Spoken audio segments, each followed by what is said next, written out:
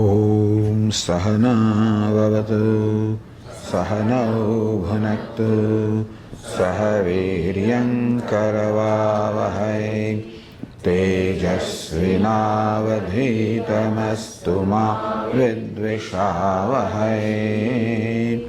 Om Shanti Shanti Shanti.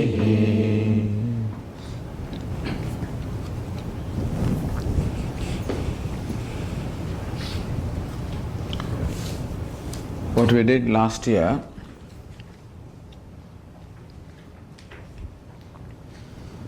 in order to give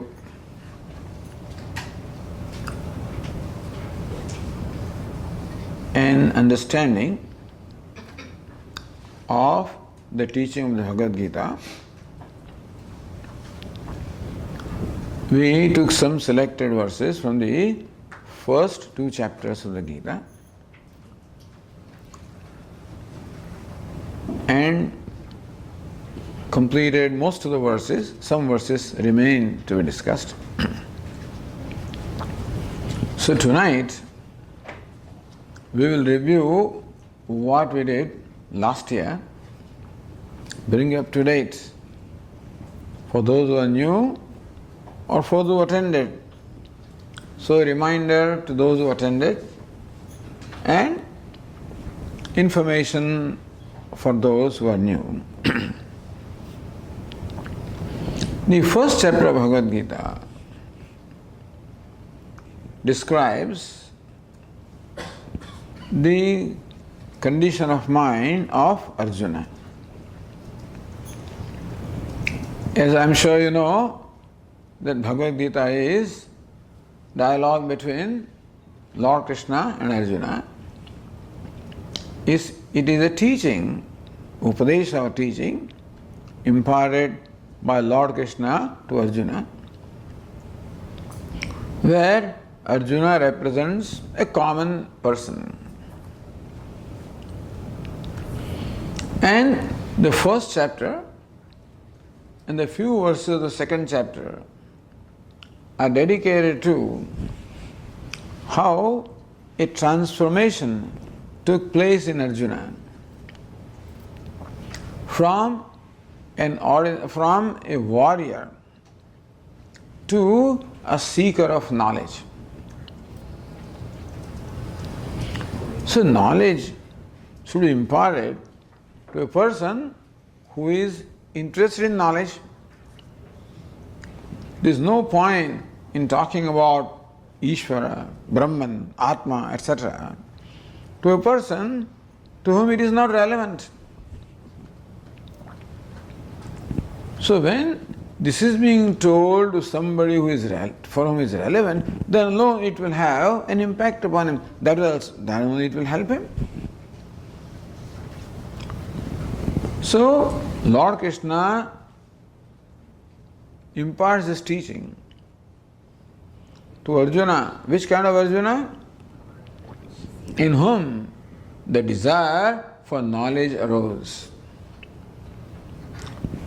Some churning took place in his mind. And from that churning, he recognized the importance of knowledge in his life.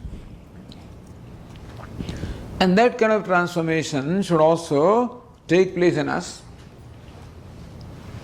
When this will become meaningful to us, relevant to us, when Bhagavad Gita will bless us.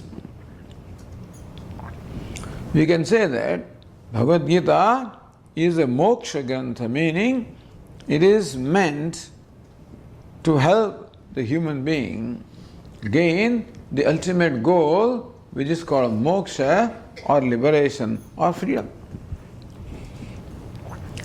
Freedom from what? So freedom that a human being is constantly striving to achieve. Each one of us is constantly striving to be free. Free from what?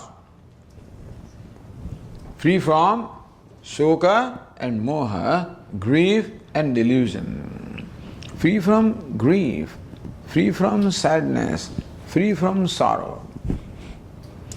That every human being, if you look at our mind objectively,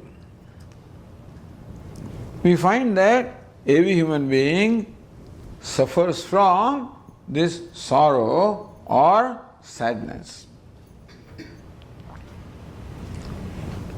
And that is because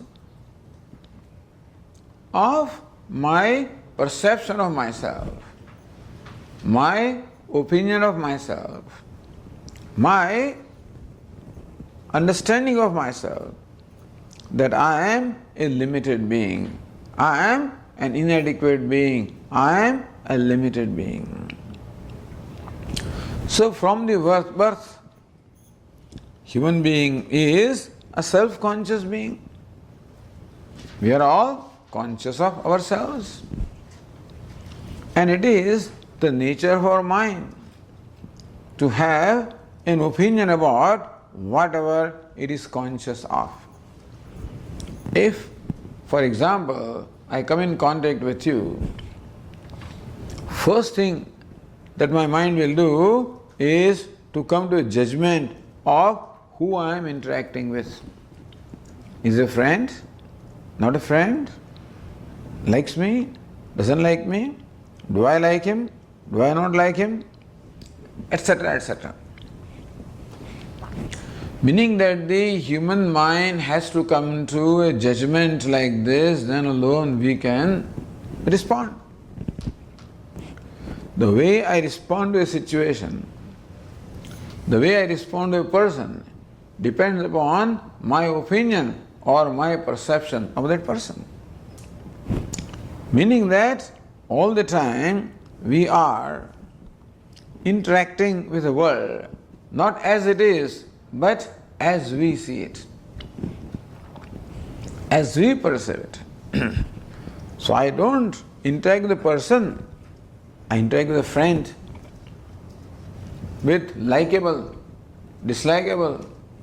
I first put a stamp, desirable, undesirable, likable, dislikable, favorable, unfavorable, useful, not useful, a threat to me, a help to me. So one or the other opinion first arises in my mind. You observe this. I first put a stamp, I brand it, and then I interact. But before I do it to you, I do it to myself, because I am conscious of myself. Therefore, first of all, I brand myself. I judge myself, I brand myself, I have an opinion about myself. And what is that opinion? That I am a limited being, I am an inadequate being. Basically, there is a sense of discomfort I have about my own self, meaning that I am not quite comfortable with the way I find myself to be. Not comfortable with, not what I am, the way I see myself to be. So thus, Vedanta explains that every human being has this opinion or judgment about his own self or her own self, that I am a limited, inadequate being. I am not what I like myself to be. In my own perception, I do not approve of myself. And so I am not happy with myself. This is what makes me sad. So what makes me sad is disapproval of my own self, is non-acceptance of myself or rejection of myself. Self-non-acceptance, self-rejection. This is a basic problem of human being. Usually we try to avoid this. Usually we try to avoid confronting ourselves. That's why we don't remain alone. We always remain in company. Even when we are alone, we don't remain without an activity. We always engage ourselves in one activity or the other. with all the smartphones and things, it has become very convenient now that I can always engage myself in something, some game. So it is an amazing report that I recently read in the New York Times, that today's young person is sending some 3,300 text messages a month, something like that, spending X number of hours before a screen, whether the screen is a laptop or an iPad or a tablet or a cell phone or whatever. Nothing against young men or whatever. This just shows the need of the human mind. What is that need? Need to somehow entertain myself, engage myself in something.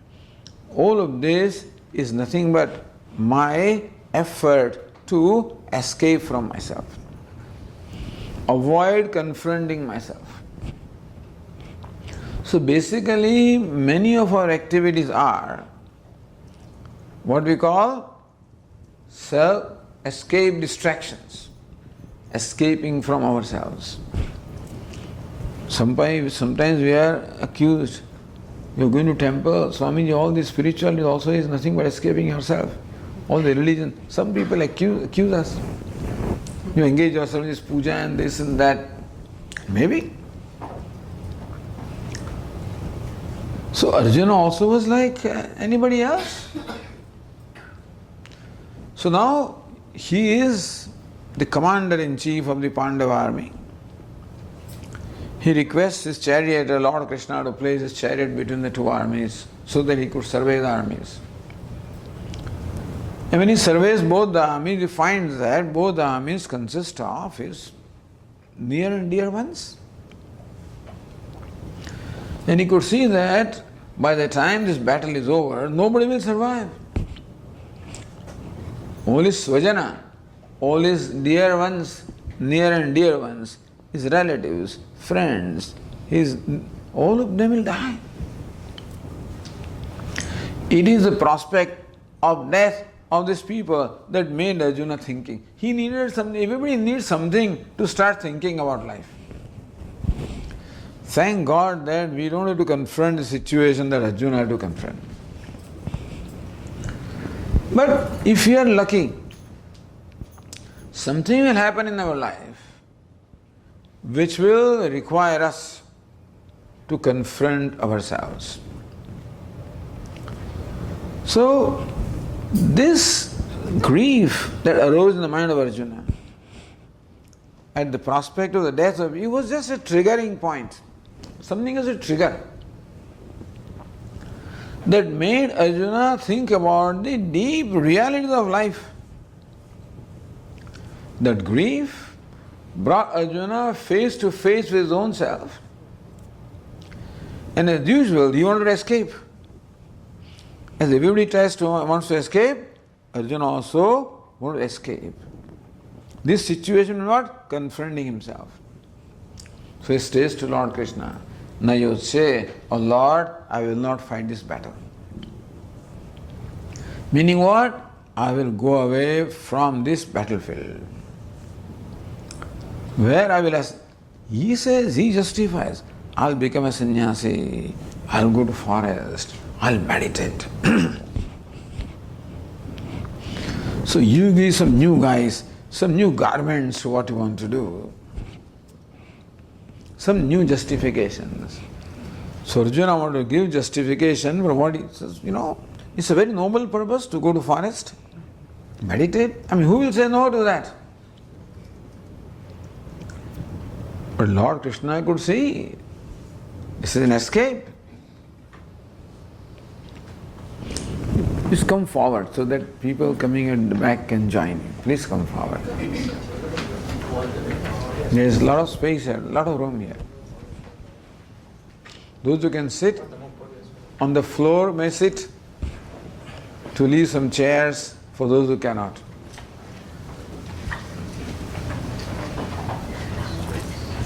So we are talking about Arjuna in the battlefield.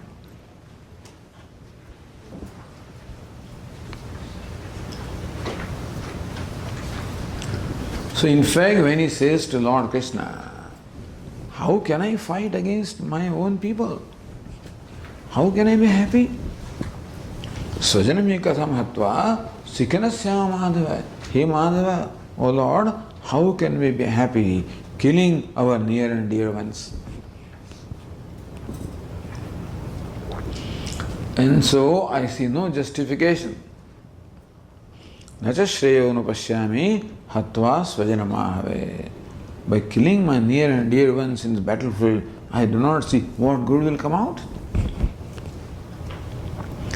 And when you are in that mind, your mind always finds justification of what you want to do. That's the nature of the mind, to find justification for what we want to do. So he made very many arguments with Lord Krishna, justifying why it is not right to fight this battle. It's all dharma, it's all violence, it's no good. Lord Krishna allowed him because he was undergoing that process. In the first chapter, Lord Krishna did not say anything. Allowed Arjuna to go through his internal turmoil and churning that was going on in his mind. And even the first several verses of second chapter, when Arjuna could see that there was something inside him for which there was he did not know what the solution was. To fight the battle also was not the solution. Not to fight battle also was not the solution. He did not know the solution. Na chaitad vidmah kataranno gariyah yadva jayama yadivano jayahu. Oh Lord, we do not know which one is better, whether we win this battle or they win this battle, whether victory is better or defeat is better. I don't know. I don't know what to choose. Dharma sammuda chetaha. Oh Lord, I am completely confused, deluded with reference to what is dharma, what is the right thing to do under these conditions. Because karpanya doshopahata svabhavaha, I find that my mind is overcome by the dosha, the defect of karpanya, defect of what literally it means is miserliness, but meaning that it is ignorance and aviveka, non-discrimination. This is I have lived whole of my life. I realize that I have lived whole of my life based on all wrong beliefs. But wrong belief of myself, you call it wrong belief, wrong understanding, wrong conclusion about myself, and wrong understanding of what the goal of my life is. What do I want in this life?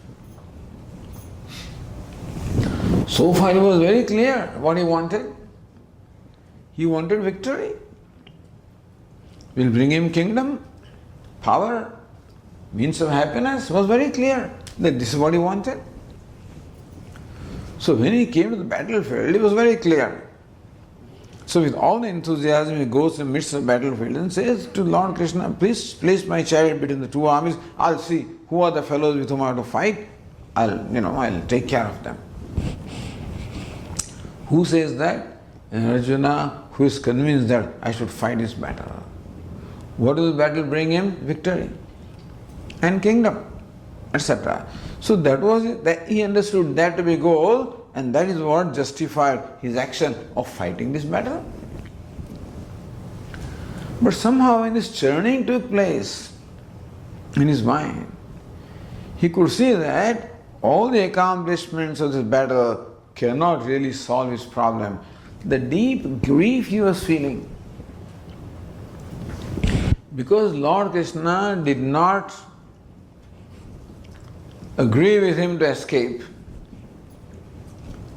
did not allow him to escape, Arjuna was forced to confront. And then he could see that he has all wrong understanding. Karpanya doshopahata svabhavaha. I've been working without understanding what it is that I want in my life. And now I realize that those accomplishments, that victory, the kingdom, the power, the pleasures of the world, pleasures of objects, they cannot solve my problem.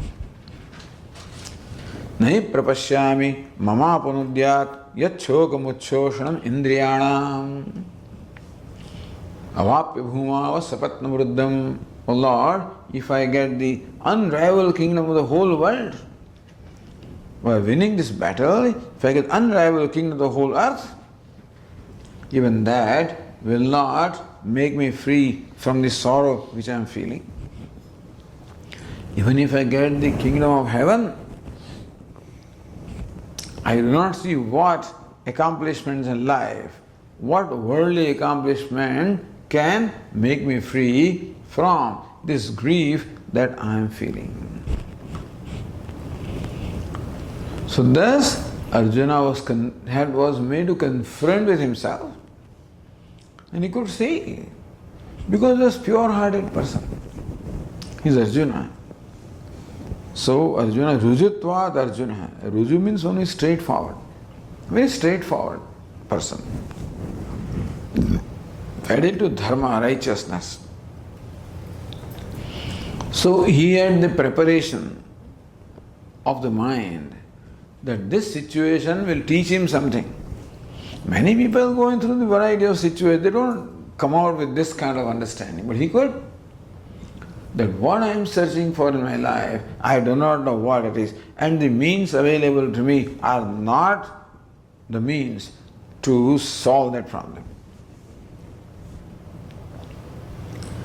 And so he could see Lord Krishna knows. It's also very clear to him. And therefore, Shishyasteham Shadimam Tvam Prapannan.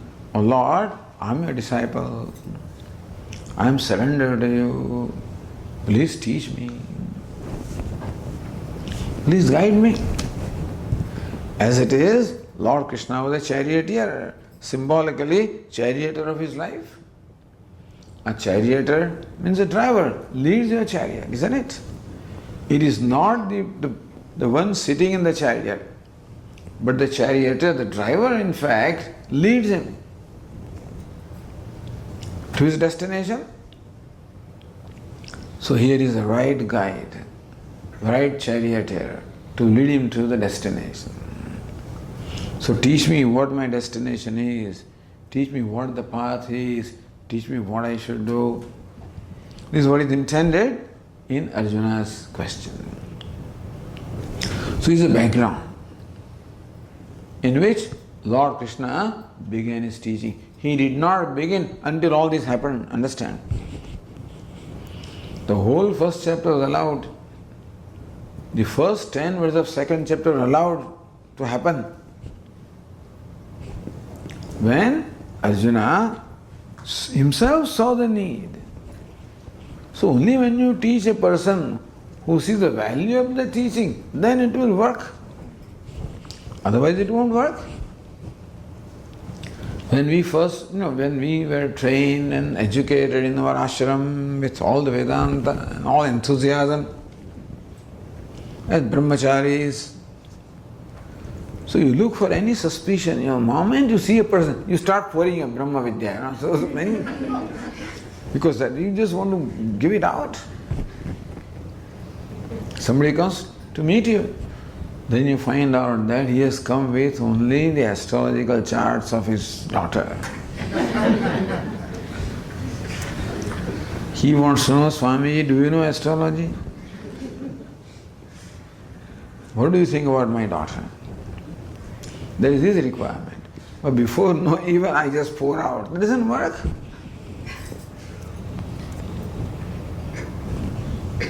So there is one simple rule. Na prashta kasyachit bruyat. Manusmriti says that you should not impart this knowledge to someone who does not ask for it. It's not a formality. Asking, it can be a formality also.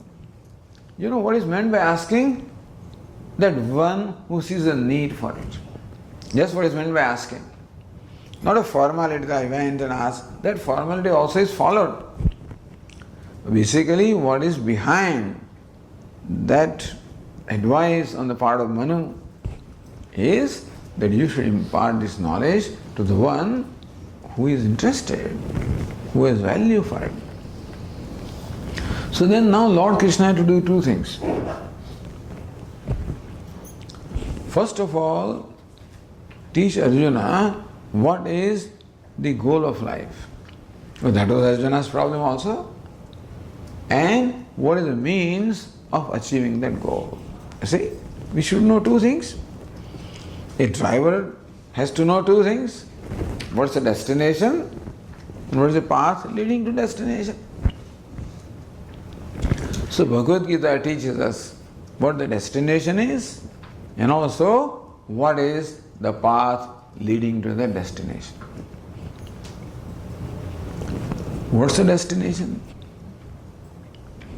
Freedom. What am I seeking? What are you seeking? We may think that we are seeking wealth, name, fame, this, that and what not, but then, as Gita explains, what you are seeking is basically freedom from this sorrow once and for all. Vedanta says this, Atyandika dukkha nivritti niratishaya sukha avapti, meaning that freedom from sorrow once and for all and attainment of boundless happiness once and for all. That's what we want. Freedom, sorrow should go and never come back, and happiness should come and never go. That simple thing we want.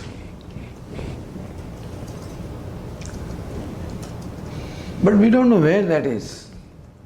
So we think that if I get that, I'll get the happiness, I'll become free from sorrow, be happy, get this one, that one. And thus I go from one destination, one end to the other. After reaching there, I realize that that's not what I wanted. You know the story of our Hanuman in Ayodhya after, Lord Rama was coronated.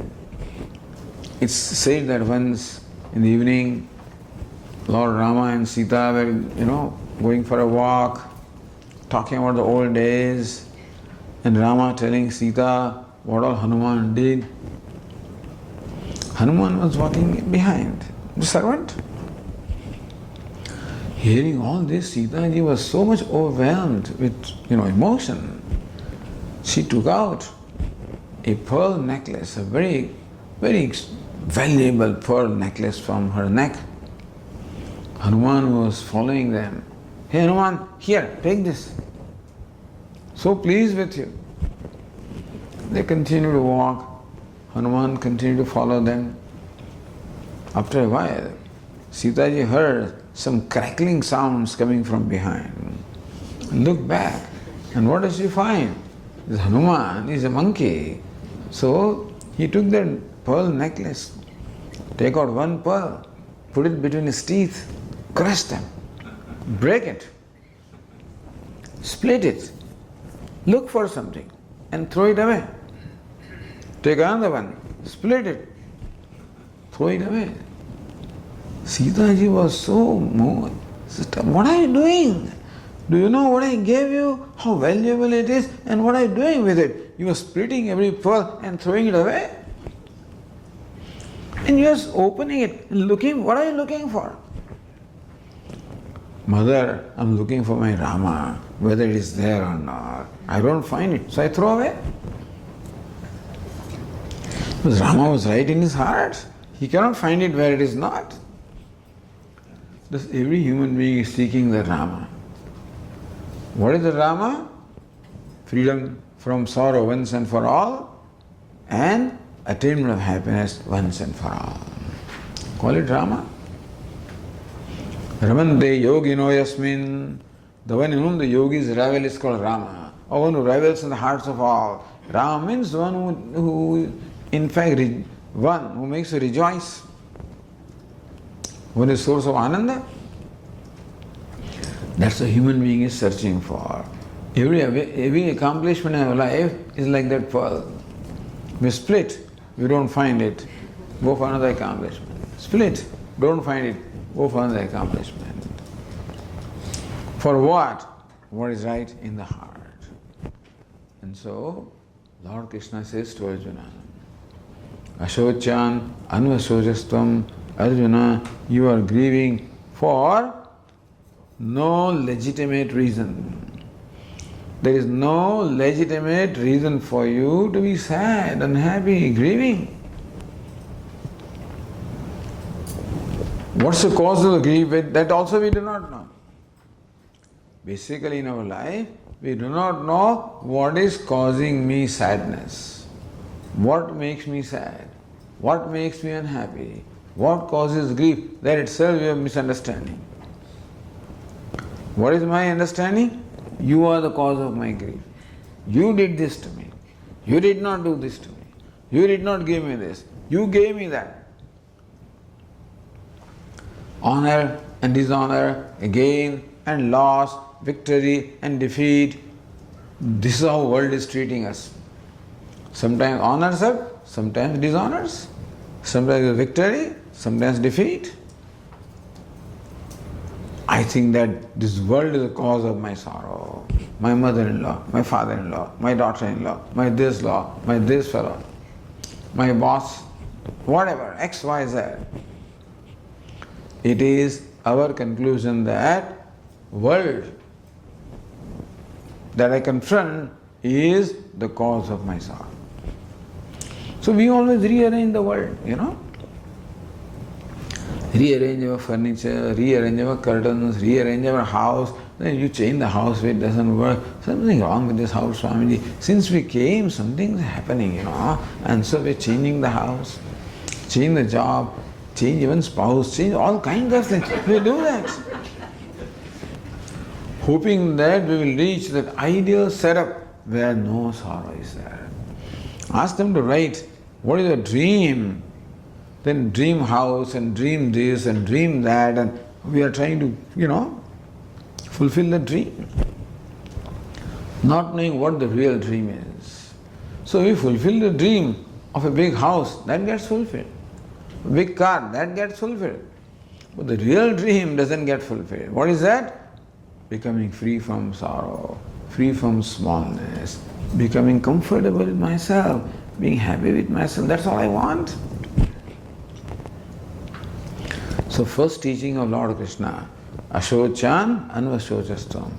Arjuna, you are grieving for that which does not deserve to be grieved for. We are sad. Sad for whom? We are feeling sad, sorrowful, unhappy. For whom?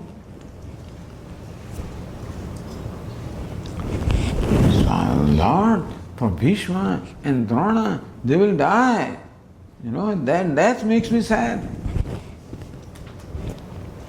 So we think that there is some cause out there which makes me sad.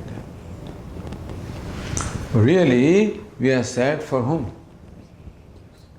For our own self.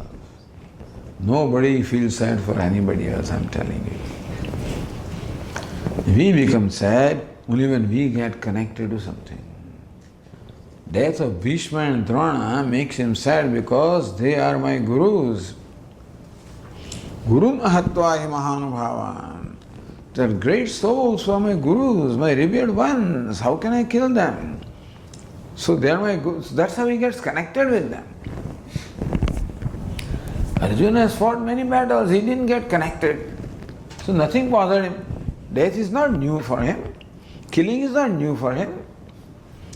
If death of somebody was the cause for his grief, he would have felt, he could never have fought the battles. But personal loss, when they will die, it is a personal loss to me. Swajanam, they are my people. Loss of them is my loss. So in fact, it is personal loss that makes us unsad. Understand? Not loss itself, personal loss. You may lose even in the business also. If you don't think it is personal loss, you don't mind it. So go ahead. Business people do that all the time. They lose and they win. They don't feel sad. They should not. Why this happens?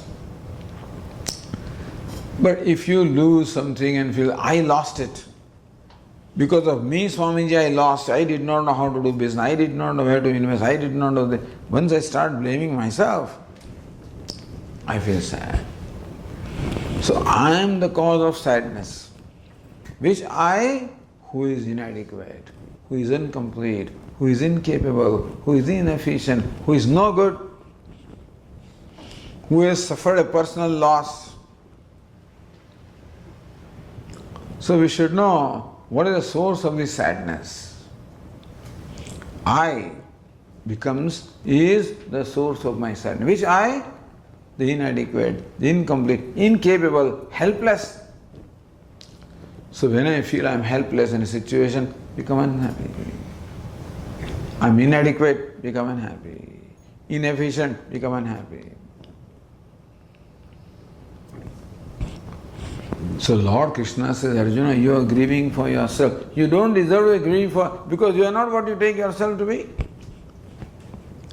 You are not a helpless creature. You are not inadequate. You are not limited that you take yourself to be. Meaning that it is the wrong perception of yourself that makes you unhappy. So first of all, Lord Krishna gives the right perception. Death was the cause. Apparently, death of these people was the cause of Arjuna. Therefore, Lord Krishna takes up death. Two problems Arjuna had. One is these people will die and I will be their killer. Even their death also doesn't matter really. I will be their killer. I will be a sinner. His sense of guilt that I will kill my near and dear ones. Under whose lap I was raised. Who has raised me, nurtured me, nourished me, and I will be the agent of their killing. So two things are bothering Arjuna. One is death of these people, and secondly, his sense of guilt because he will be the killer of these people. So in the second chapter we find, in the Gita basically, we find these two things being addressed. Because these are the two things that were relevant to Arjuna. First of all, Lord Krishna says, there is no death. If death is the cause of a grief, there is no death.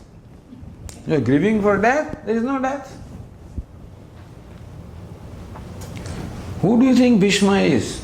Who do you think Drona is? What do you take them to be? This body is Bhishma? This body is Drona? No. The self, the consciousness that is manifesting through his body, that is the true nature of Bhishma. This body, mind, sense complex is not the self. It is a costume that he is wearing and you are wearing. So even if death happens, it happens to the body, not to the one who is the indweller of the body. So this Lord Krishna gives us first of all this viveka or discrimination between the non-self and the self. In Vedanta we call it Atma, Anatma, Viveka. Viveka, discrimination, separation, distinguishing Atma from Anatma. There is death, all right. But death where? Death of the body. Understand that death of the body is not the death of the self. Vasamsa jirnani yatha vihaya navani grunati naroparani tatha sharirani vihaya jirnani anyani sanyati navani dehi. Here Arjuna, just as a person discards worn out garment and takes up a new garment. So which worn out? Which wears out? It is garment and not the person. So these two things are true. Person and the garment that he wears. So Atma, the self, and the garment that he wears. What is the body? Is a garment. And when the garment becomes worn out, you discard it and take up a new garment. Jirnani vasamsi. Vasamsi means garments. Jirnani, which are worn out. Vihaya, giving up. Navani grunnati naro parani. This nara, the human being, takes up the new ones. So also, the self discards this old garment and takes up the new one. Meaning that it is garment that wears out and not the one who is wearing the garment. So Lord Krishna teaches that look, there are two entities there. What you call Bhishma or Drona is not one entity, it is a complex entity. Two entities. One is the body, mind, sense complex that you see, other is the indweller. This body is the dwelling place. Dehinosmin yatha dehe kaumaram yovanam jara tatha dehantara prapti dhiras tatra muhyati. Arjuna, recall your experiences. There was a time when you were a child. Kaumaram, you were a Kumara, you were a young person. So you were a child.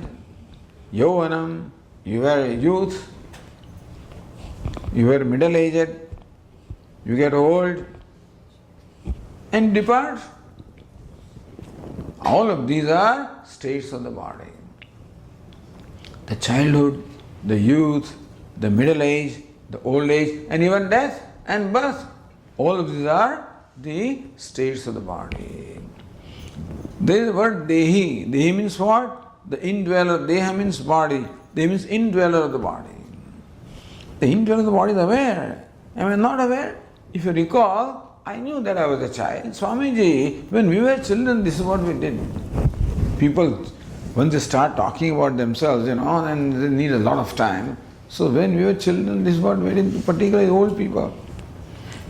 And when they are in the, nobody goes to them. Paschat jivati jarjar dehe vartam kopinu pruchhati gehe. Shankaracharya says.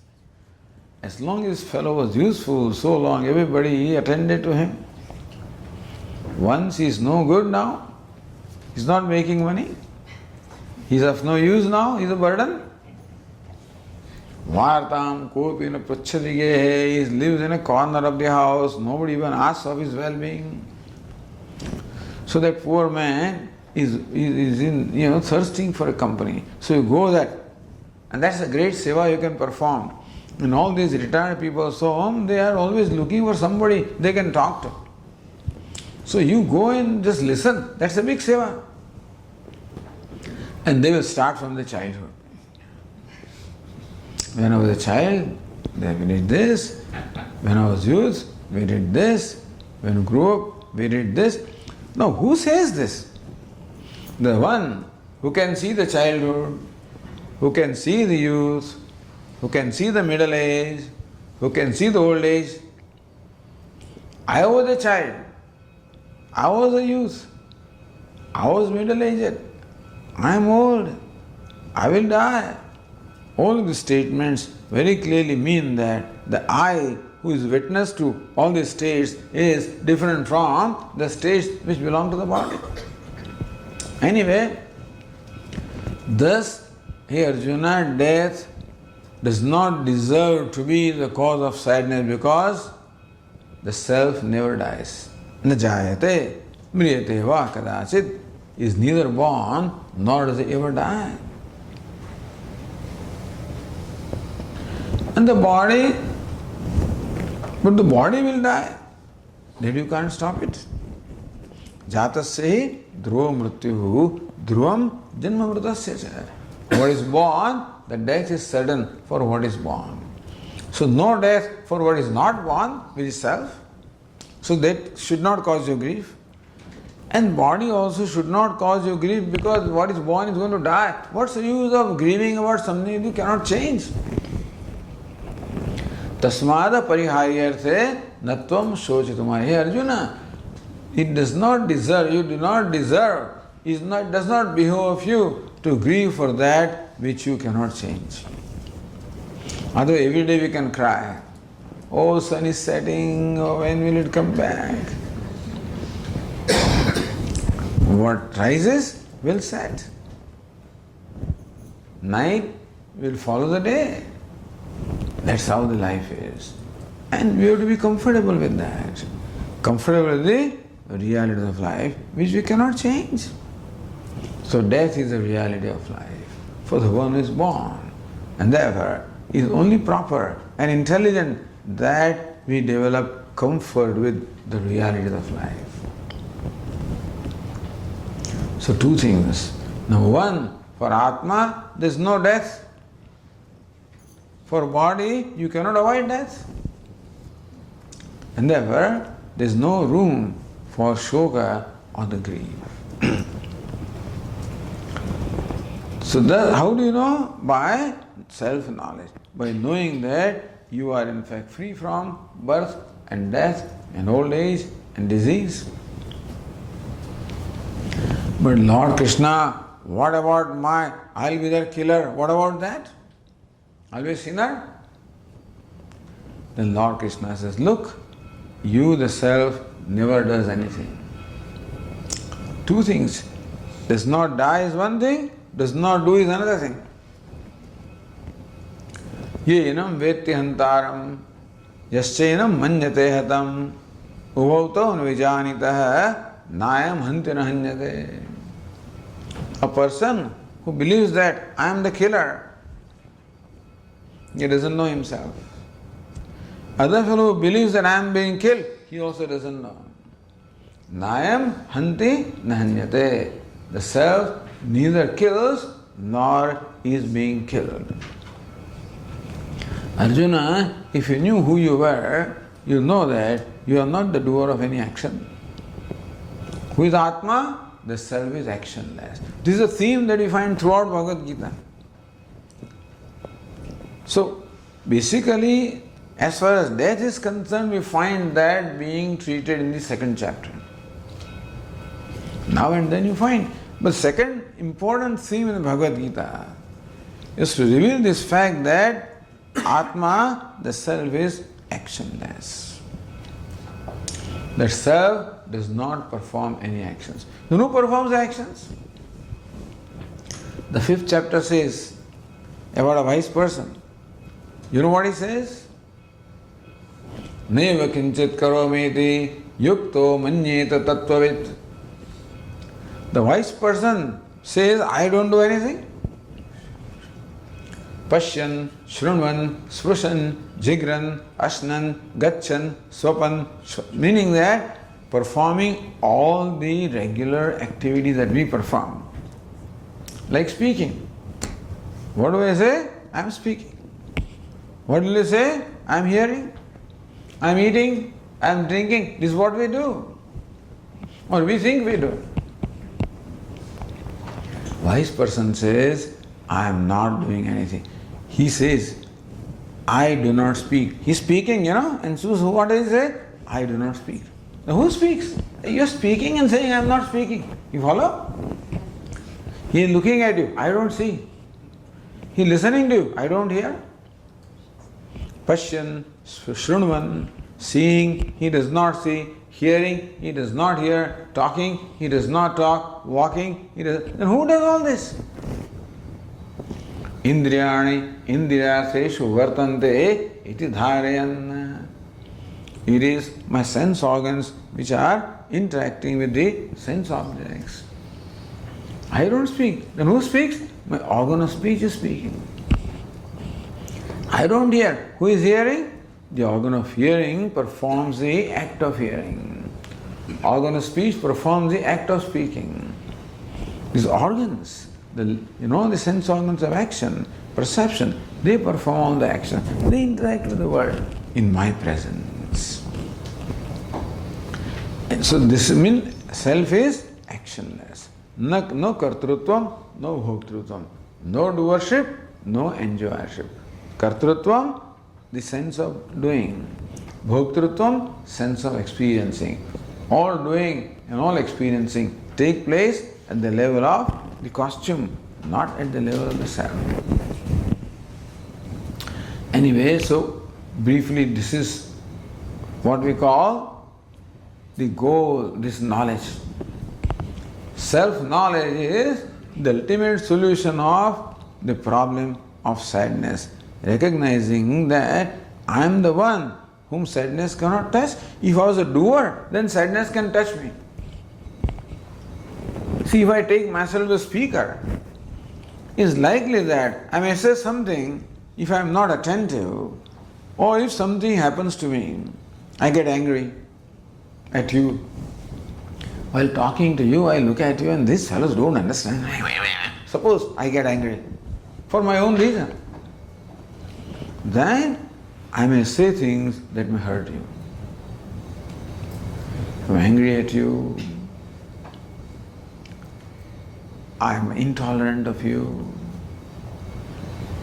then it's likely that I may say things that and then I will later on regret. How did I say that? How can I say this? It's not right. So kartrutvam, sense of doership, is the cause of all sense of guilt. See, we suffer from these two things, hurt and guilt, Guilt arises from my recognition that I did something which I should not have done. I have expectation of myself as to how I should be. I should be truthful. I should be kind. I should be compassionate.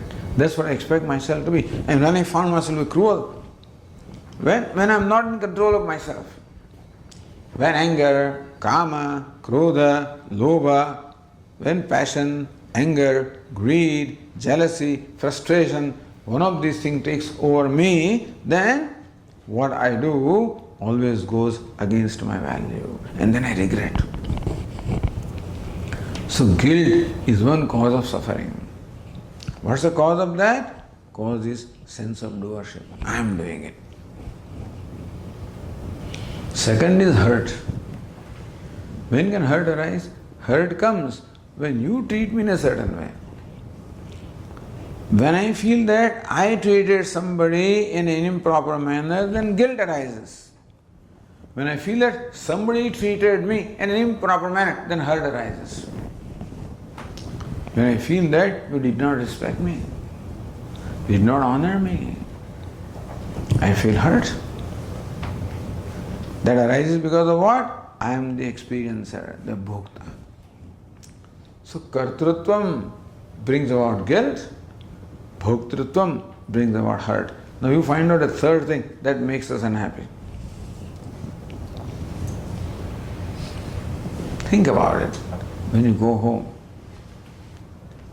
my mother-in-law did this, the boss did this, therefore, all bhoktrutva, When somebody can make me unhappy, it's because I am the recipient of what they do. So my sense of experiencership, that I am bhokta, makes me sad the way the world treats me. And secondly, the way I treat the world makes me guilty. Lord Krishna right away removed all the causes of sadness. Nayam hanti nanyate. Atma does not kill, meaning he is not the agent of killing. Nanyate, he is not agent of experience. He is neither karta nor bhokta. That's the teaching of the second chapter of Gita, the first teaching. If Arjuna understood this and gained this knowledge, no further thing is necessary. Gita would have concluded that. But Lord Krishna is watching Arjuna, watching what is the effect of his teaching. And he sees it is not gone into him. He understands, but it's not helped him. So understanding intellectually, I understand now that I am immortal. I am deathless. I am birthless. I am actionless. I am experiencing less. I am ever free. I am limitless. Yes. But in spite of understanding that, somehow it doesn't make me happy, Now we all understand that I am deathless, I am birthless, I am limitless. Maybe you may give few more lectures, suppose, to clarify that understanding. But even after understanding it, somehow doesn't relieve me from sadness. That knowledge is supposed to. All the sadness is born of my perception that I am a limited being. The sense of limitedness is a result of ignorance. So the knowledge should remove the ignorance. And ignorance brings about sense of smallness, that also should be removed. I should be free. But in spite of knowing this, I still do not seem to reap the benefit of this knowledge. Meaning that what is understood here has not translated into understanding. Understanding of head does not seem to get translated into understanding of heart. So we have two faculties. Simply stated, a faculty called intellect, which understands, which can analyze, which can understand, a rational faculty, an intelligent faculty, an understanding faculty. And this is what is exposed right now when the teaching of Vedanta goes on. Other is a habitual faculty. Our habits have been formed. What habits? Habits of behavior, habits of thinking, habits of conclusion. Moment I see you, right away I say, don't even think. He has taught me, right now I learned that is Narayana. It doesn't come to me, Right now I realize, I just listen to the class. That is, Sarvam Khalu, everything is Brahman. Lord God is the self of all. All this is Narayana in this form. I understand. But then you do something to me and right away that is forgotten. Right away I react.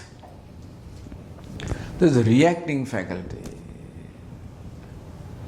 an understanding faculty and a reacting faculty. That understanding has to percolate to the reacting mind. Now that's a big job also. So first thing is to understand, that's called jnanam.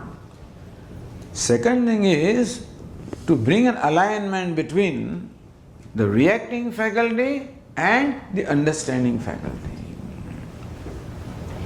Then this understanding is lived here, then I get the real benefit. That's called yoga. What is yoga? Yoga is transforming that reacting faculty, impulsive faculty, emotional faculty, transforming it. It is all wrong habits. It's not our fault. Because so far my understanding was wrong. The happiness is there, that's the cause of my happiness, that's the cause of my sadness, this is my understanding. Therefore, my thinking has also been habituated that way. Moment I see you, I react. Moment I see a behavior, I react. Because preconceived notion that this is the cause of happiness, that's the cause of unhappiness. So, my mind has developed habits or patterns of thinking, patterns of concluding, patterns of arriving at the decision right away. And they're called raga and dvesha, attachment and aversion. As soon as I come in contact, right away I don't like it. Why? Source of my unhappiness. That is the cause of sadness.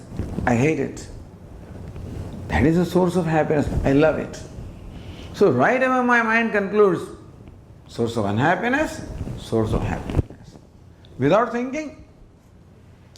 Because in the past, it is my intellect that told him that this is, watch out. See, when we raise our children and tell them, watch out, don't trust a stranger. You tell him 10, 15, 100 and then ultimately he will, without thinking, he will not trust.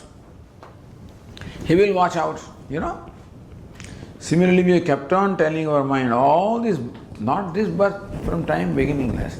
That is what happiness is. That's what unhappiness is. So that is a benefactor. That's your enemy. Meaning treating everything as a source of pain or source of pleasure. This is how my mind is trained to look at things. So whatever it looks upon is a source of pleasure, raga, attachment. Whatever it looks upon as source of pain, dvesha, aversion. It is its thing, Tomorrow it must think differently. And what I think is not what you think. Meaning your judgment of what makes you happy may be quite different from my judgment of what makes me happy. What makes you happy can make me unhappy and vice versa. And what made me happy today can make me unhappy tomorrow. Otherwise our relations will always be there. These two fellows got married, they loved each other. But then you know more and more and more and more. So I did not know this. I know. Slowly and mind changes, the opinion changes. Now we want space. Now we want something. Same mind, which love is the mind that starts hating. What I'm saying is all habitual. We have a habitual faculty, a reacting faculty, a faculty that just makes judgments without thinking. In the past, the intellect has asked him to think that way. But now it has become a habit, you follow? So now intellect has a new thinking. That doesn't come right away to the mind because mind is like driving the car. You are driving at 70 miles an hour, that's the speed limit. And your GPS says you are about turn. No, you can't make about. No, GPS is about turn. But the car is going at 70 miles an hour. You can't apply a brake right away. It's going to take its time for the car to slow down and you gain a speed that you can, because there is momentum there. Of the momentum of the speed in the wrong direction. Similarly also there is momentum in our mind of all these wrong habits of thinking, wrong habits of reacting, wrong habits of behavior, wrong attitudes, wrong values, which I thought were right, understand?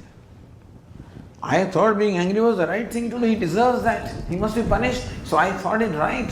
That's why I was justifying my anger. Watch out, you can't give it away. You have to keep for yourself. What will happen to you tomorrow? My insecurity, I justified, and that's how the greed was justified.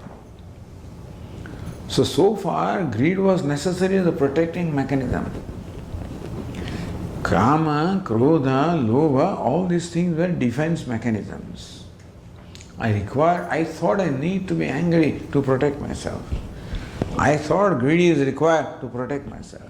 If I'm not greedy, if I don't look for myself, then what will the world do to me? So I thought selfishness was required. It was a defense mechanism. If insecure, therefore I must be self-centered. I must be for myself. Nobody's going to do anything for me. So I must earn this, protect this, save this, aggrandize this, accumulate this. So all my present things of kama, krodha, lobha, and you can add whatever you want to add. Jealousies and anything, all this, hatred.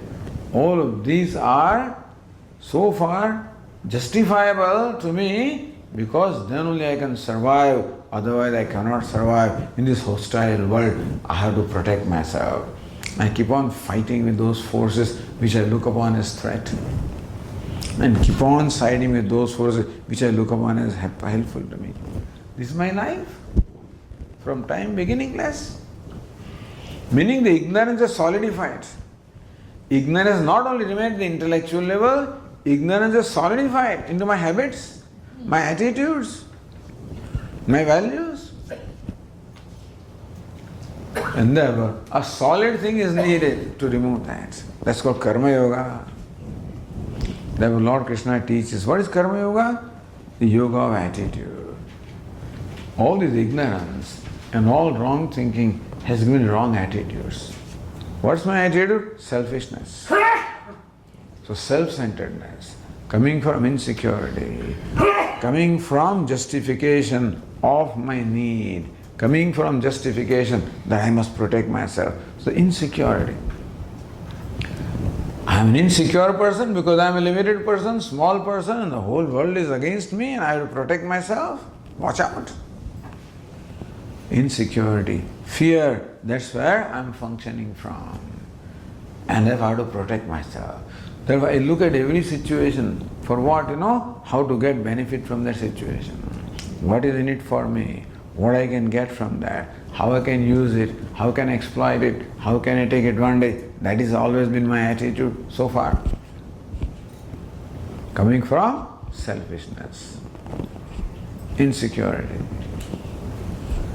Now, even when I tell my mind this is wrong, that mind will understand for a moment. Next time it will go back, because those channels of thinking become so deep that simply by telling the mind it doesn't work, you have to make the mind do things. So by doing wrong things, mind has developed these wrong habits. By making it do right things, slowly habits will change. So what's karma yoga? Doing the right things. What is the right thing? Doing things with right attitude. Right things means the attitude is right or attitude is wrong. Karma is not right or wrong. Karma can be right or wrong with dharma and adharma, but then even if you have dharma, even if you are a righteous person, you can still be a samsari.